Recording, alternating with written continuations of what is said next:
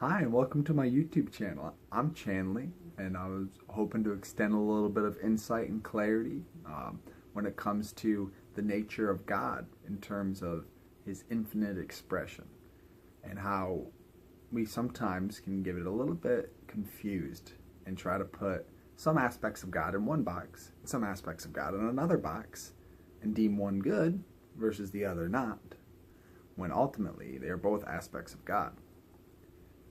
There is no experience in this reality which is outside of the creation of God. God gives substance to all things, therefore is connected and experiencing all things. He feels and is engaged on the most intimate level with every aspect of His creation.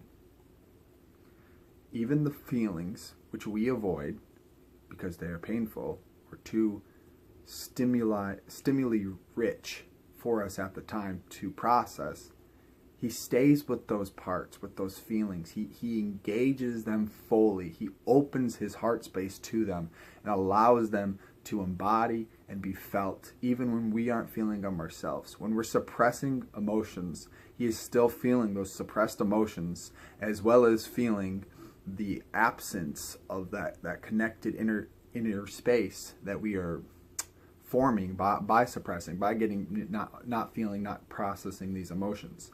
So He's both feeling what we don't feel as well as feeling what we choose to feel, because He loves us and He's working everything out for our highest good. Everything in life, everything is designed by God's hand.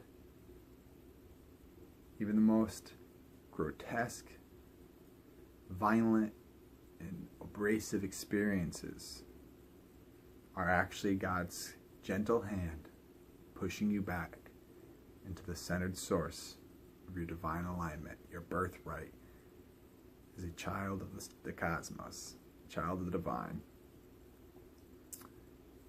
You may ask, why would He want to do something so scary, violent, alarming?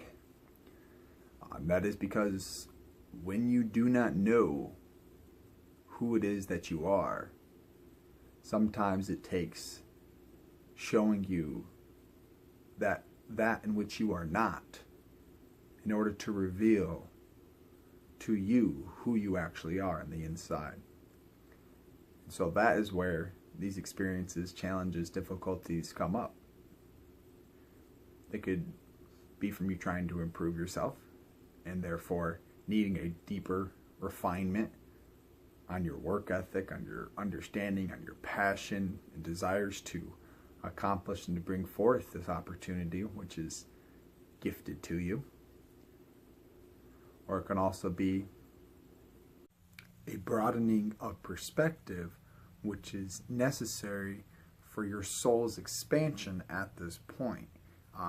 It can oftentimes be difficult and sometimes not exactly enjoyable to go through, but on the other side of this transformative experience, you recognize the loving support that was actually behind that difficult experience that you had to go through in order to upgrade your being to be able to connect with yourself more fully. You take little steps by little steps. You know, God is always trying to make you feel comfortable. The wonderful thing about God is, regardless if you are the Christ lead out there chasing the spiritual will and following His path divinely every step of the way, or you are, as we would say, a low-life bum who really doesn't have anything going for him or nothing that is being accomplished and that sort of thing, and really isn't, whatever, reaching society standards for a person. Both of them, in God's eyes, are equal. That may be annoying for some to hear, but it's true. Why would God make a distinction between one of His creations and a different one? He loves unconditionally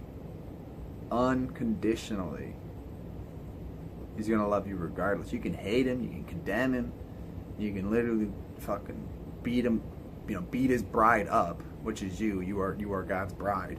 You can destroy his bride, his very love, the very love of his life, and yet he will still continue to pour more and more love into your experience, chasing after you with absolute reckless abandon, for he does not care how much it'll hurt, how much it'll cost him, for he knew what he was getting into before he designed you the way that he did.